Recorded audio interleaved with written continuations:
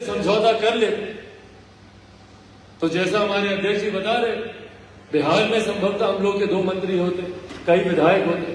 मैं खुद आज केंद्रीय मंत्री की हैसियत से आप लोगों के सामने यहां पर मौजूद होता, पर अगर मैं वो समझौता कर लेता तो उम्र भर कभी भी अपने नेता, अपने पिता की तस्वीर के आगे पुष्पांजलि अर्पित नहीं कर पाता, उनसे मैं कभी नजर नहीं मिला पाता अगर ये समझौता मैं उसको कर लेता। मेरे नेता ने कभी सिद्धांतों से समझौता नहीं किया, तो मैं कैसे करूं? भले वो 2002 में गोधरा को लेकर उनका इस्तीफा देने की बात, जब उनको लगा कि समाज में कहीं अन्याय हो, जब उनको लगा कि किसी के साथ अन्याय हो, उन्होंने बिना इस बात की परवाह किए हुए कि वो किस पद पर है, किस गठबंधन में है, किसके साथ है, किसके साथ नहीं है, उन्होंने प्रमुखता से उसके खिलाफ, उस अन्याय के खिलाफ उन्होंने आवाज उठाने का काम किया। अभी अनुसूचित जाति जनजाति एट्रोसिटी एक्ट को लेकर उसको जब डाइल्यूट करने की जब बात आई, कैबिनेट मिनिस्टर होते हुए अपनी ही सरकार के सामने केंद्र सरकार को अल्टीमेटम तक उन्होंने देने का काम किया, बिना इस बात से डरे हुए किसके परिणाम क्या हो, और परिणाम स्वरूप सरकार को झुकना पड़ा, सरकार को हमारे नेता के आगे झुकना पड़ा और SC/ST एट्रोसिटी एक्ट को उसी तरीके से पुनर्स्थापित करना। तो बताइए मुझे, कौन सा ऐसा वर्ग है, कौन सा ऐसा धर्म, ऊंची जाति के गरीब लोगों को आरक्षण देने की बात हो, सबसे पहले उसकी आवाज अगर किसी नेता ने उठाई तो हमारे नेता आदरणीय रामविलास पासवान जी ने उठाई, और न सिर्फ आवाज उठाई बल्कि उसको जब तक लागू नहीं करवाए तब तक उन्होंने चैन की सांस ली। और हकीकत भी यही है, हकीकत भी यही। आज भी कई ऐसे लोग हैं जो समाज में बंटवारा करना चाहते, कभी जाति के नाम पर, कभी धर्म के नाम पर, कभी अगड़ा पिछड़ा, हिंदू मुस्लिम, तो अलग अलग कई बोली पे, हाल फिलहाल के दिनों में बोली को लेकर, भाषा को लेकर मतभेद उत्पन्न करना चाहते। ऐसे में एक अहम भूमिका लोक जनशक्ति पार्टी रामविलास के कार्यकर्ताओं की। हिंदुस्तान विभिन्नताओं का देश है और हमारी ताकत ही यही है, हमारी विभिन्नता में। भले हमारी वेशभूषा अलग हो, हमारी बोली अलग हो, हमारे कल्चर अलग हो। आज इसी कमरे में देख लीजिए, एक मिनी इंडिया यहां पे मौजूद है। कौन सा ऐसा जिला है भारत का जिसका प्रतिनिधित्व इस कमरे में नहीं होगा? अलग अलग बोली, अलग अलग वेशभूषा, पर हम सब एक हैं अपने सिद्धांतों को लेकर, अपने विचारों को लेकर। और यही खूबसूरती हमारे देश की, और ये जिम्मेदारी हम लोक जनशक्ति पार्टी रामविलास के कार्यकर्ताओं की बनती है कि भारत की एकता, भारत की इस अखंडता को किसी भी कीमत पर, भले लाख ऐसे तत्व हो जो समाज में विभाजन करने का प्रयास करें, पर उनकी मंशा को पूरा ना होने देना लोक जनशक्ति पार्टी रामविलास के कार्यकर्ताओं की प्राथमिकता। और इसी उद्देश्य के साथ हम लोग को आगे बढ़ने की जरूरत है। हकीकत है भाई कि अगर हिंदुस्तान में कोई एक फर्क है, कोई एक भेद, तो वो इतना कि एक अमीर जो अमीर होता जा रहा है, दूसरा गरीब जो गरीब होता जा रहा है। और इस गरीब वर्ग में हर जात पात धर्म मजहब के लोग, हर जात पात धर्म मजहब के लोग। अगर सही मायनों में हम लोग एक सशक्त प्रदेश की कल्पना करते हैं, अगर सही मायनों में हम लोग एक सशक्त देश की कल्पना करते हैं, तो उसके लिए हर उस गरीब व्यक्ति का हाथ थामकर मुख्य धारा के साथ उसे जोड़ना होगा। भले वो गरीब व्यक्ति किसी भी जाति से आता हो, किसी भी धर्म से आता हो, किसी भी समुदाय से आता हो।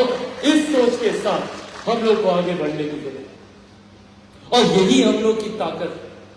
और यही आग्रह मैं तमाम अपने पार्टी के पदाधिकारियों से आज करना है। पार्टी की सोच जनता तक लेकर जाने की जरूरत है, घर घर तक लेकर जाने की जरूरत है। आज के बाद लोक जनशक्ति पार्टी एक नई छलांग के लिए अपने आप को तैयार कर रही है।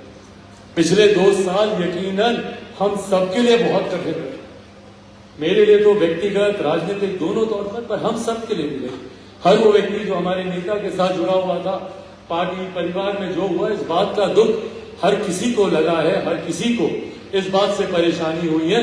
पर 2 साल बीत गया उस बात। कुछ लोग हैं जो अभी भी उसी बात को दोहराते रहते हैं, पर इन 2 सालों हमारे नेता की बनाई हुई पार्टी भैया और बहुत आगे बढ़ गई है। हम लोगों ने बहुत नई ऊंचाई इन 2 सालों में हम लोगों ने हासिल कर लिया। और बिना अब अपने लक्ष्य से भटके मजबूती से उस दिशा की ओर अब हम लोग को काम करना है, इस लक्ष्य के साथ कि कैसे विभिन्न राज्यों में हम लोग लोक जनशक्ति पार्टी रामविलास का प्रतिनिधित्व करने वाले विधायक विधान पार्षद जिन राज्यों में हो, कैसे हम उनको जिताकर वहां की विधानसभा में हम लोग भेजें। इस लक्ष्य के साथ अब हम लोग को काम करने की जरूरत। और जब हम लोग इस लक्ष्य की प्राप्ति की हम लोग बात करते हैं तो उसकी जड़ में संगठन आता है। और संगठन आप ही सब बनाए।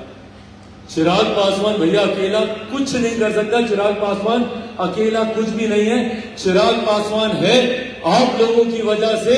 आप लोग मेरी ताकत है, आप लोग मेरा साथ है, मेरा सहारा। आज अगर इन 2 सालों में अगर चिराग पासवान उतनी मजबूती से उभर पाया, हमारी पार्टी उतनी मजबूती से पुनः खड़ी हो पाई, तो उसका श्रेय सिर्फ और सिर्फ आप लोगों को जाता। ये है लोक जनशक्ति पार्टी रामविलास की नींव। आज पार्टी का हर राष्ट्रीय पदाधिकारी से लेके हमारे देश के हर एक जिला अध्यक्ष तक यहाँ पे मौजूद है। ये है हमारी नींव। और इस नींव को हिलाने का कई लोगों ने प्रयास किया, पर नींव को नहीं हिला पाए। हाँ, कुछ खिड़की दरवाजे बाएं दाएं जरूर गए, पर नींव कहीं नहीं बनी।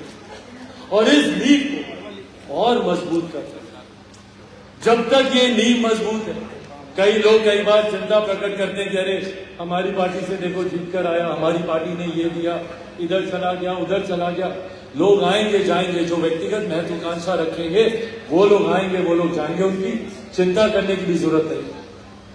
पर जब तक हम लोग का संगठन है, जब तक हम लोग के पास नीयत है, नीति है, विचार है, सिद्धांत है, दुनिया की कोई भी ताकत लोक जनशक्ति पार्टी रामविलास को हिला नहीं सकती, डरा नहीं सकती।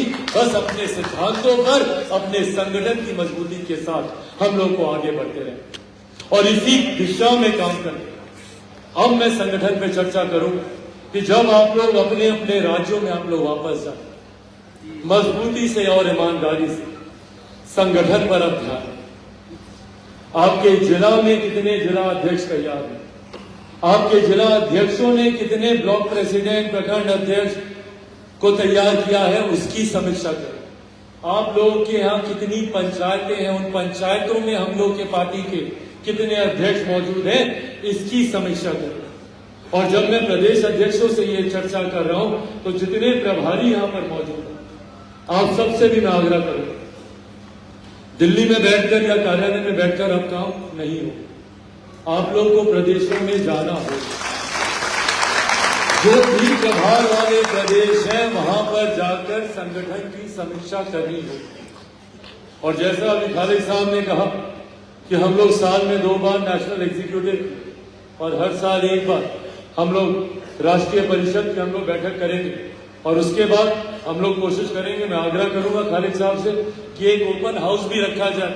इसमें भी जैसे हम लोग सीमा बांध देते हैं, कई राज्य के लोग थे जो और साथियों के साथ आना चाहते थे, कईयों की कैपिंग की गई, कई राज्यों में नाम हम लोग को छांटने पड़े, कम करने पड़े। पर हम लोग एक ओपन हाउस रखें जहां पे जिस प्रदेश से जितने साथी आना चाहे, कोई कार्यकर्ता हो जो भी आना चाहे वो भी उस कार्यक्रम में हो। एक बड़ा कार्यक्रम खालिद साहब से और तमाम पार्टी के केंद्रीय नेतृत्व से मैं आग्रह करूंगा कि उसको भी शीघ्र आयोजित किया जाए। पर आने वाले दिनों में अलग अलग प्रदेशों में पार्टी की राष्ट्रीय कार्यकारिणी की बैठक सुनिश्चित होगी। कई प्रदेश अध्यक्षों ने ये इच्छा भी जाहिर की है कि आप हमारे प्रदेश में कीजिए, आप हमारे प्रदेश में कीजिए बैठक। पर जब हम लोग आपके राज्य में इतना